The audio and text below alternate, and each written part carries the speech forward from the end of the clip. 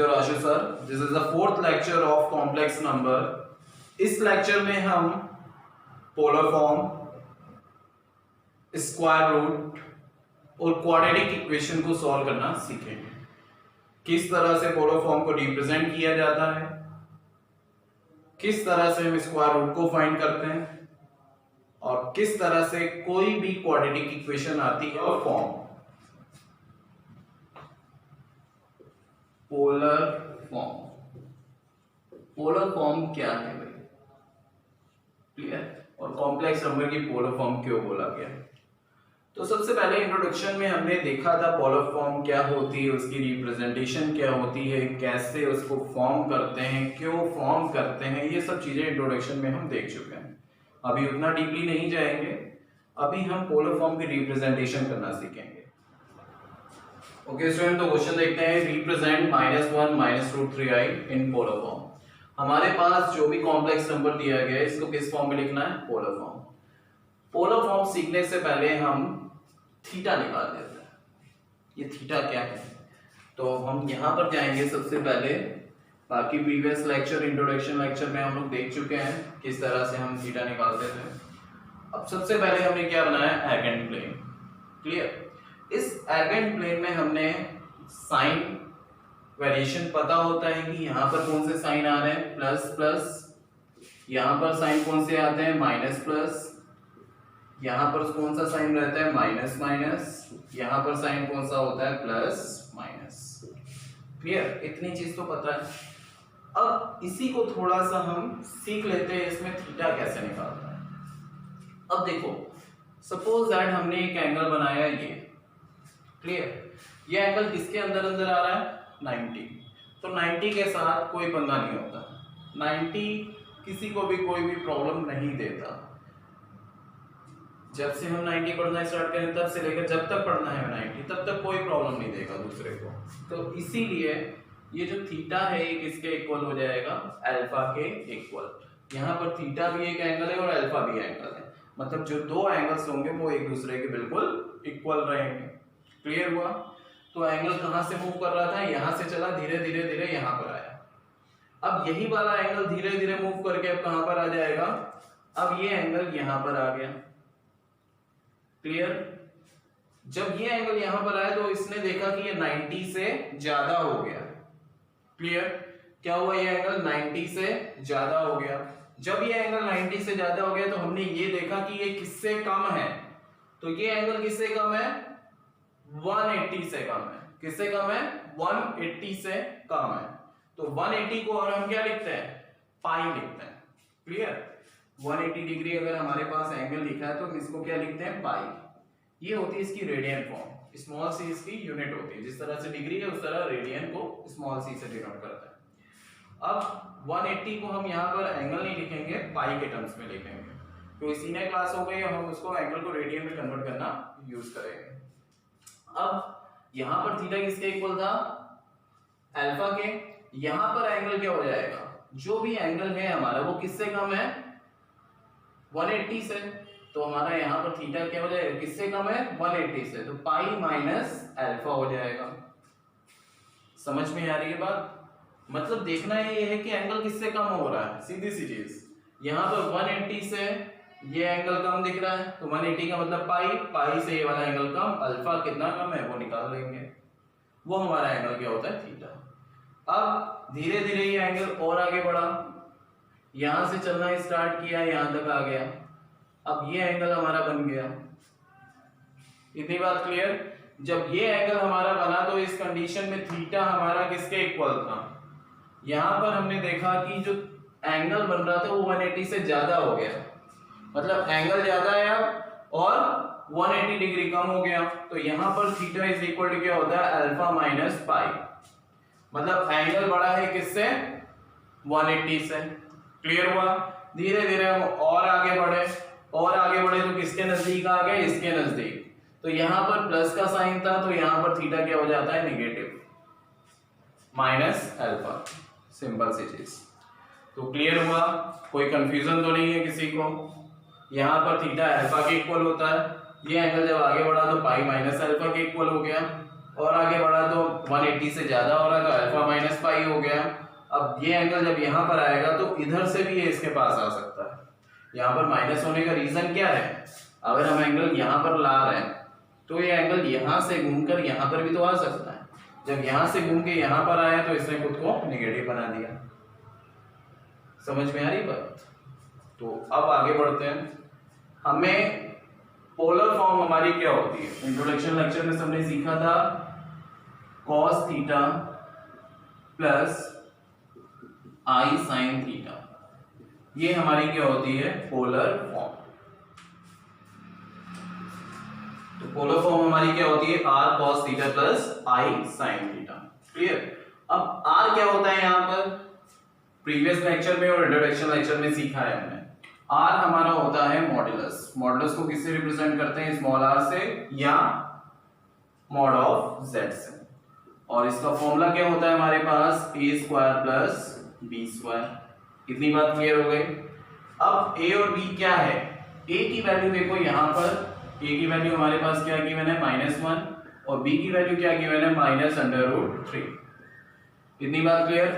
अब यहाँ पर पुट करके r फाइंड करेंगे। सबसे पहले a के प्लेस पर -1 स्क्वायर प्लस b के प्लेस पर -√3 होल स्क्वायर।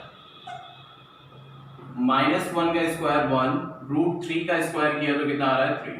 सॉल्व करने के बाद कितना आया 4 और इसको सॉल्व किया तो हमारे पास वैल्यू क्या आ रही है 2। तो r की वैल्यू हमारे पास कितनी आ गई 2। अब बाकी रही बात हमारी थीटा की। तो थीटा निकालने से पहले हम देखेंगे कि जो एंगल है हमारा वो कहां पर लाई कर रहा है। माइनस माइनस वैल्यू आ रही है, माइनस और माइनस वैल्यू लाई कर रही है। तो माइनस माइनस कहां आता है, थर्ड क्वाड्रेंट में। ठीक है, ये क्वाड्रेंट कौन सा है फर्स्ट, ये कौन सा है सेकंड, ये कौन सा है थर्ड और ये कौन सा है फोर्थ। क्लियर? तो थर्ड क्वाड्रेंट पर ये वैल्यू लाई कर रही है। तो लिख देंगे r की वैल्यू हमारे पास आ गई 2। इसके बाद हम न्यू चीज सीखते हैं, that is a argument. Argument भी हम इंट्रोडक्शन में पढ़ चुके हैं। आर्गुमेंट हमारा क्या होता है, tan अल्फा के इक्वल। अल्फा क्या एक एंगल है, इसका फॉर्मूला क्या होता है b/a। तो b के प्लेस पर हम क्या पुट करेंगे, b की वैल्यू -√3 और a के प्लेस पर हम क्या पुट करेंगे -1। माइनस माइनस कटा तो कितनी वैल्यू आ रही है √3 किसकी, tan अल्फा। तो इतनी बात समझ में आ गई। अब ये जो √3 है इसको हम और क्या लिख सकते हैं, tan के टर्म्स में √3 कब आता है, जब tan 60 डिग्री होता है। इतनी बात क्लियर। अब अल्फा कितना आ रहा है 60 डिग्री। हम 60 डिग्री को हमें किस में कन्वर्ट करना है, रेडियन में। किस में कन्वर्ट करना है, रेडियन में। कभी भी डिग्री वाली वैल्यू को रेडियन में कन्वर्ट करना होता है तो हम अगर यहाँ पर 1 डिग्री से 180 को किस में कन्वर्ट किया, 1 डिग्री में, तो 180 इधर जाके कहां हो जाएगी, डिवाइड में। तो π/180 से हम मल्टीप्लाई कर देते हैं। तो 1 डिग्री किसके इक्वल होता है, π/180 से। हमें यहाँ पर 60 डिग्री को किस में कन्वर्ट करना है, रेडियन में। तो किससे करेंगे, π/180 से मल्टीप्लाई। तो अल्फा कितना आ रहा है, π/180 इंटू 60। तो अल्फा किसके इक्वल आ गया, π/3। इतनी बात क्लियर हो गई, कोई कंफ्यूजन? अब अल्फा जो है ये कहां पर लाई कर रहा है, कैसे पता चलेगा कहां पर लाई कर रहा है, तो यहां से देखो दोनों की साइन क्या है, माइनस माइनस। माइनस माइनस कहां पर होता है, थर्ड क्वाड्रेंट में। सिंपल चीज देखने की, यहां पर भी माइनस आ रहा है, यहां पर भी माइनस आ रहा है, तो माइनस माइनस कहां होता है, थर्ड क्वाड्रेंट में। तो लिख देंगे alpha lies in third quadrant. So third quadrant का क्या होता है, थीटा अल्फा माइनस पाई। तो अल्फा हमारे पास कितना है, π/3 माइनस पाई, एलसीएम लिया π-3π, तो -2π/3। ये किसकी वैल्यू आ गई, थीटा। और ये हमारा क्या होता है, आर्गुमेंट। ठीक है, कभी कभी क्वेश्चन में सिर्फ आर्गुमेंट पूछ लिया जाता है, तो हम यहां से स्टार्ट करेंगे, यहां तक सॉल्व करेंगे। क्लियर? अब हमें क्या निकालनी है, पोलर फॉर्म। तो पोलर फॉर्म हमारे पास क्या है, r cos थीटा प्लस आई साइन थीटा। तो r के प्लेस पर हम क्या लिखेंगे 2, r की वैल्यू क्या है हमारे पास 2 ब्रैकेट cos थीटा, थीटा की जगह क्या लिखेंगे -2π/3 प्लस आई साइन थीटा की जगह -2π/3। ये हमारे पास क्या निकल आई पोलर फॉर्म। इतनी बात समझ में आ गई। तो ये हमारा हो गया पोलर फॉर्म निकालने का तरीका। कोई कंफ्यूजन तो नहीं किसी को? तो आगे देखते हैं नेक्स्ट क्वेश्चन, 6 मार्क्स में आता है ये क्वेश्चन। क्लियर? तो आगे नेक्स्ट क्वेश्चन सीखते हैं क्वाड्रेटिक इक्वेशन को किस तरीके से सॉल्व किया जाता है। ओके बच्चों, नेक्स्ट क्वेश्चन देखते हैं 3x² + 8ix + 3 = 0। हाईएस्ट पावर कितनी दिख रही है हमारे पास 2। इक्वेशन कैसी होगी क्वाड्रेटिक इक्वेशन। अब क्वाड्रेटिक इक्वेशन को किस तरीके से सॉल्व किया जाए, सबसे पहले हम इसको कंपेयर कर लेते हैं ax² + bx + c = 0। क्लियर? तो वैल्यू ऑफ a क्या हो गई हमारे पास 3, वैल्यू ऑफ b क्या हो गई, x के साथ क्या लिखा हुआ है 8i, और वैल्यू ऑफ c क्या हो गई 3। समझ में आया? और क्वाड्रेटिक इक्वेशन को सॉल्व कैसे करते थे, प्रीवियस क्लास में हमने सीखा है, क्वाड्रेटिक फॉर्मूला अप्लाई करते थे, वही यहां पर भी करना है। अब नया क्या है इसमें, नया i है हमारे पास। क्लियर? जब हमारे पास माइनस में वैल्यू आ जाएगी उसको कैसे सॉल्व करेंगे वो यहां पर देखना है। तो सबसे पहले हम क्या फाइंड कर लेते हैं d का फॉर्मूला क्या होता है b² - 4ac। b के प्लेस पर क्या लिखेंगे 8i होल स्क्वायर -4 × a की जगह 3, c की जगह 3, स्क्वायर ऑफ 8 64, i² 36, 64 i² की वैल्यू क्या -1 - 36, माइनस से मल्टीप्लाई किया -64 - 36 कितना आ रहा है -100। तो d की वैल्यू हमारे पास कितनी आ गई -100। इतनी बात समझ में आ गई। अब इसके आगे देखते हैं क्वाड्रेटिक फॉर्मूला हमारे पास क्या होता है -b ± √d/2a। कोई यहाँ पर b² - 4ac लिखेंगे तो वो भी ठीक है। माइनस b के प्लेस पर हम क्या लिखेंगे 8i ± √d, d की जगह क्या आ जाएगा -100। क्लियर हुआ? और अपॉन में क्या आ रहा है 2a। a के प्लेस पर हम क्या लिख देंगे, a की वैल्यू हमारे पास कितनी है 3। तो कोई कंफ्यूजन तो नहीं है, क्लियर हो रहा है? सबसे पहले b की वैल्यू पुट की, d की वैल्यू पुट कर दी, a की वैल्यू पुट कर दी, ठीक। -8i प्लस माइनस, क्या हम इसको सॉल्व कर सकते हैं? यस, इसको हम क्या लिख सकते हैं √100 × √-1। क्लियर? यही लिख सकते हैं ना कि इसको हमने ब्रेक कर दिया, √100 अलग, √-1 अलग, मल्टीप्लाई में चलेगा। 2 × 3 क्या हो गया 6, -8i प्लस माइनस √100 का स्क्वायर किया तो 10, √i का मतलब √-1 की वैल्यू क्या होती है सीख चुके हैं, i होती है अपॉन 6। इतनी बात क्लियर हो गई। अब x की हमारे पास ये वैल्यू निकल कर आई, तो यहां पर हम क्या देख रहे हैं प्लस माइनस दोनों वैल्यू दिख रहे हैं। तो एक बार x की वैल्यू क्या हो जाएगी प्लस में अपॉन 6, और एक बार x की वैल्यू हम ले लेंगे माइनस में। ठीक है? क्यों ऐसा किया? क्योंकि बीच में प्लस माइनस दोनों साइन आ रहे थे।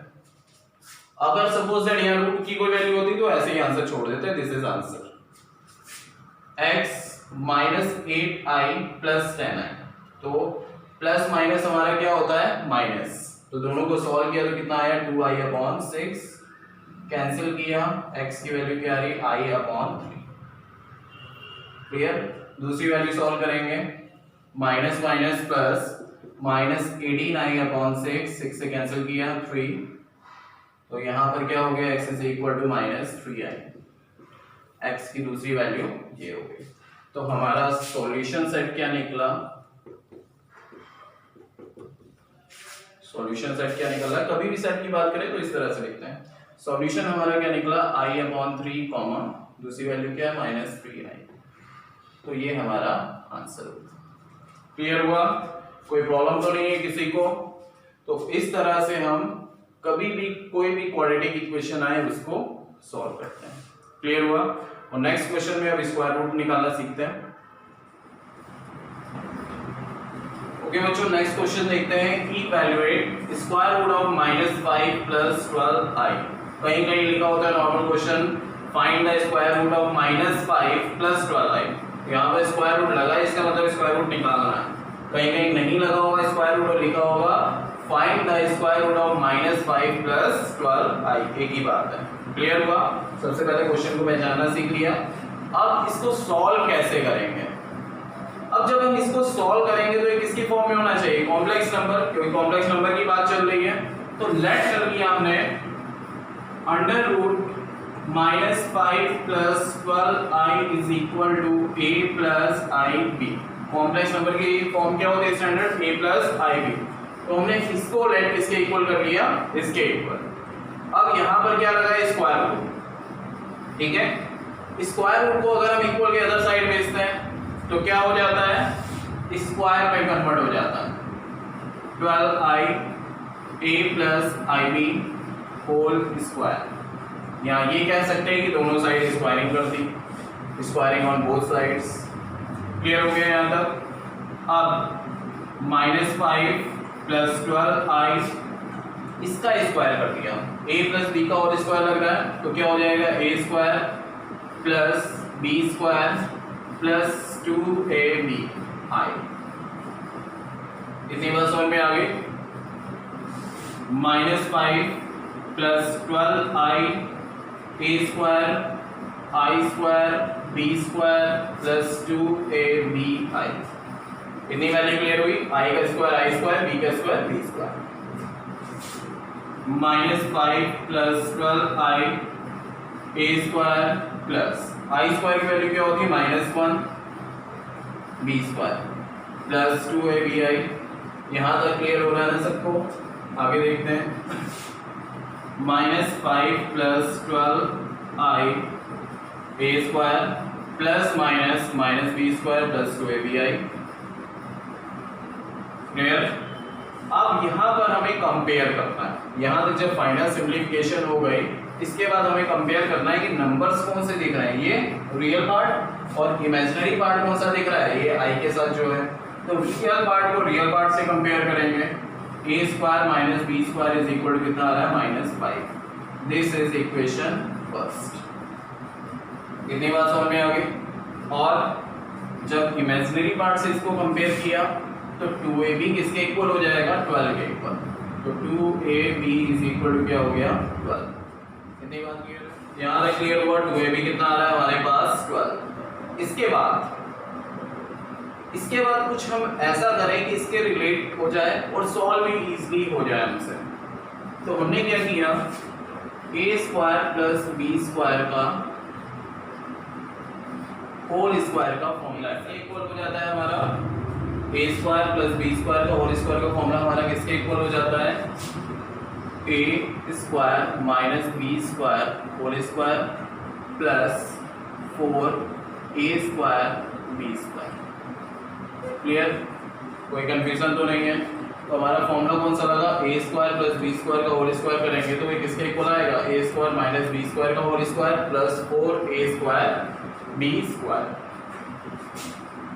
अब स्क्वायर रूट यहाँ से हट गया तो यहाँ आके किस में कन्वर्ट हो गया?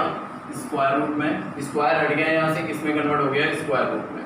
तो a² - b² whole square plus 4a² b²।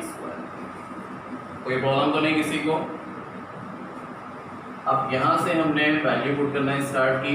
a² - b² की वैल्यू क्या है हमारे पास? -5। तो ये हो गया -5 का होल स्क्वायर प्लस 4। इसको हम क्या लिख सकते हैं? पूरे को 2ab का होल स्क्वायर लिख सकते हैं। अंडर रूट -5 का स्क्वायर 25 प्लस 2ab की वैल्यू हमें पता थी कितनी आ रही है? 12 का स्क्वायर। तो under root 25 plus 144 under root 169 = कितना आ रहा है? 13। इसकी value a² + b²। This is equation second. कोई प्रॉब्लम है किसी को? फॉर्मूला देख लो, नहीं याद हो तो एक बार ही नोट कर लें उसे। तो सबसे पहले हमारे पास a square minus b square की वैल्यू है, अब ए स्क्वायर प्लस बी स्क्वायर की वैल्यू है। दोनों इक्वेशंस को हम क्या करते हैं, ऐड करते हैं। Adding equation first and second. जब दोनों इक्वेशंस को हमने ऐड किया तो क्या आ रहा है हमारे पास, a square minus b square is equal to -5 और a square plus b square is equal to 30। Minus plus cancel, 2a square is equal, इन दोनों को सॉल्व किया तो यहाँ पर क्या आ जाएगा हमारे पास 8। a स्क्वायर की वैल्यू कितनी आ रही है 4, a की वैल्यू क्या आ रही है प्लस माइनस, स्क्वायर रूट कभी किसी वैल्यू का होता है तो प्लस माइनस दोनों में साइन आता है। ठीक है, इतनी बात क्लियर हो गई। अब दोनों इक्वेशंस को हम सब्ट्रैक्ट कर दें। Clear, subtract equation first and second. तो हमारे पास इक्वेशन क्या है, a square minus b square is equal to -5। दूसरी इक्वेशन क्या है, a square plus b square is equal to 30। Minus minus minus, solving करने का बस प्रोसेस है, जिसको जिस ढंग से इजी लग रहा हो वैसे कर सकता है। क्लियर, जरूरी नहीं है कि दोनों को ऐड करके सब्ट्रैक्ट, इसकी अब वैल्यू को दूसरे में पुट कर सकते हैं, ये भी काम कर सकते हैं। एक बार +2 पुट करो, एक बार -2 पुट करो, एक ये भी तरीका है। तो हमने क्या किया, दोनों को माइनस कर दिया। अब ए स्क्वायर दोनों से कैंसिल हो गया, माइनस माइनस क्या आ रहा है -2b स्क्वायर, इन दोनों को सॉल्व किया -18, माइनस माइनस कट गया, b square is equal to 2 9 18, तो b इज इक्वल टू प्लस माइनस 3। स्क्वायर हट के इधर आया तो किसमें कन्वर्ट हो गया, स्क्वायर रूट में। तो कोई कंफ्यूजन तो नहीं है यहाँ पर। अब देखो a की वैल्यू हमारे पास क्या आ रही है प्लस माइनस, और b की वैल्यू क्या आ रही है प्लस माइनस, और नंबर हमने क्या लेट किया था a plus i b. So solution is, a के प्लेस पर हम क्या लिख सकते हैं +2 प्लस 3i। id था, a की जगह a की वैल्यू, b की जगह b की वैल्यू और i, तो एक तो यही हो गया, आगे प्लस लगाने की नीड नहीं, 2 प्लस 3i। एंड दूसरी वैल्यू क्या हो जाएगी, अब इसकी माइनस वाली वैल्यू ले लेते हैं -2, और उसकी भी माइनस वाली वैल्यू ले लेते 3, और i था साथ में। तो दो सॉल्यूशन हमारे इसके निकले 2 प्लस 3i -2 माइनस 3i।